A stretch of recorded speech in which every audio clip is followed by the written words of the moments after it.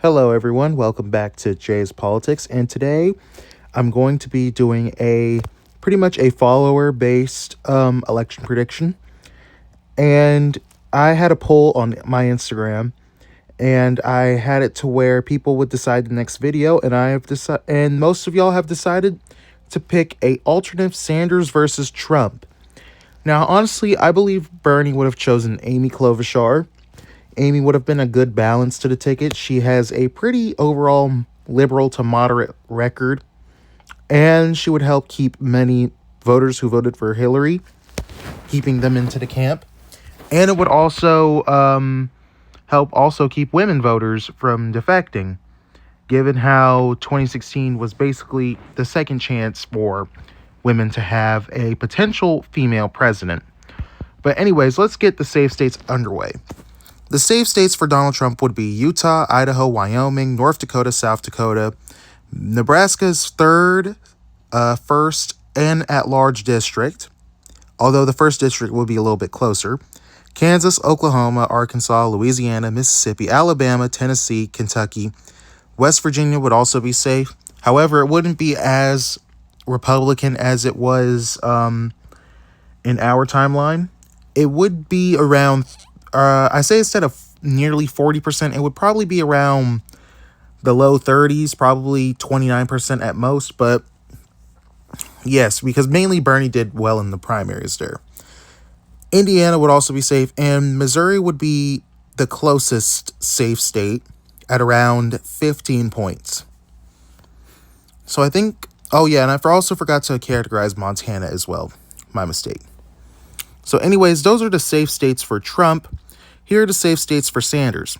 California, Oregon, Washington, Hawaii would be safe. Illinois would be safe. The entire Northeast would be safe for Bernie, including New York, including Delaware, and basically all of these in this column. Maine's first district would also be safe for Sanders, pretty progressive area. And I believe we reached all of our safe states. So moving on, let's go into the likely states. The states likely for Sanders would be Texas, Georgia, South Carolina. Many people would say that with Bernie Sanders cratering in black support, that it would cause South Carolina to be safe.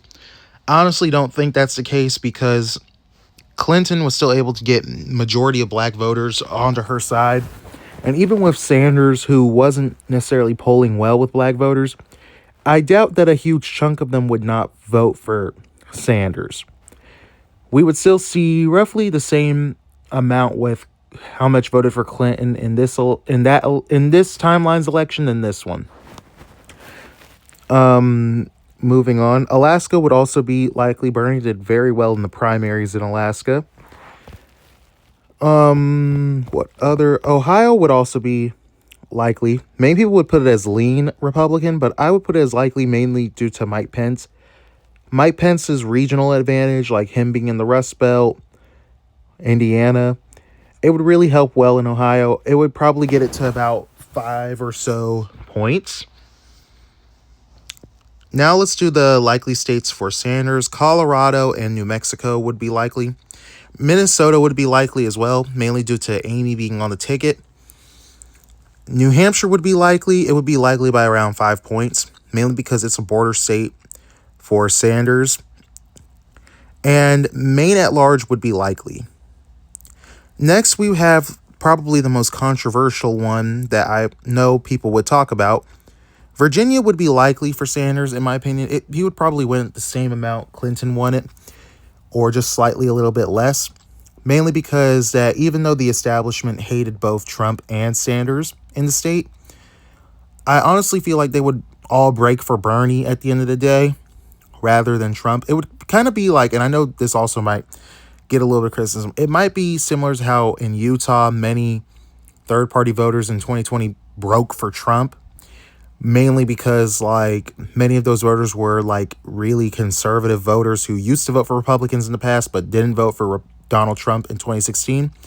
I honestly think many of these voters who honestly would not vote for Sanders but would not vote for Trump would obviously just hold their nose and just vote for Sanders. Is there any other ones? I don't think so. So now we are going to enter in the lean states.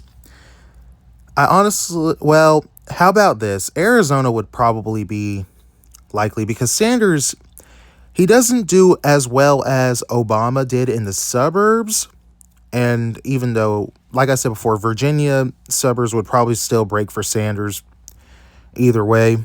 They wouldn't see Trump cratered in not every suburban area, but in most suburban areas in the Sun Belt.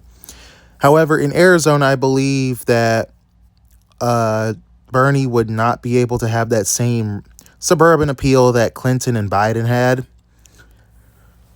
So I would put it as likely. So moving on to the lean states, Florida would be lean. It was more Republican then, and Miami-Dade and the three counties, I think it was Miami-Dade, Broward, and I forgot the name of the other one.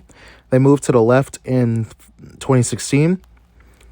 Now, the whole socialist tagline would hit Bernie a little hard, especially with Cuban Americans, but I honestly think Florida would still be close. You also for people knowing this is 2016 Donald Trump, not 2024 Donald Trump. So Donald Trump was still overall not well liked at the time. I mean, even then, now he's still not overwhelmingly liked, but he's more liked than he was back in 2016.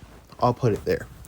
Next, we have North Carolina. North Carolina would be lean Republican as well.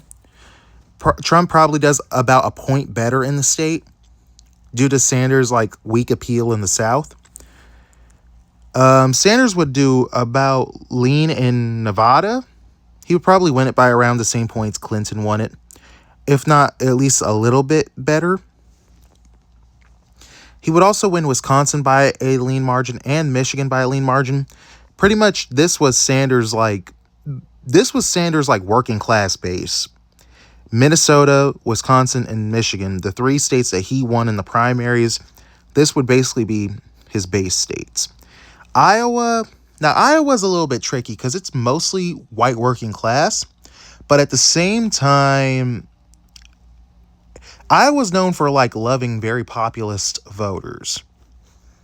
They're kind of like a mild, watered down version of West Virginia. They will elect a populist, but at the same time, it will really depend on the national environment. Honestly, I see Iowa going to Trump by around 4.9 or 4.8. Although it is a little bit of a stretch. And now finally we reach our last bit, and I will say Nebraska's second would probably be, oh, my mistake, y'all. It would probably be about lean Donald Trump. And now we finally reach our last two, Pennsylvania and Maine's second. So I would say Maine's second would narrowly go for Bernie. Bernie is the type of candidate to have really good appeal in that area. It's pretty much white working class, rural, and Bernie did really well in the primaries up there. Now you could say Trump will still win that area because that area really loves populist type candidates, but you have to remember these are both outsiders who are running. And Maine overall is more so libertarianish liberal rather than libertarianish conservative.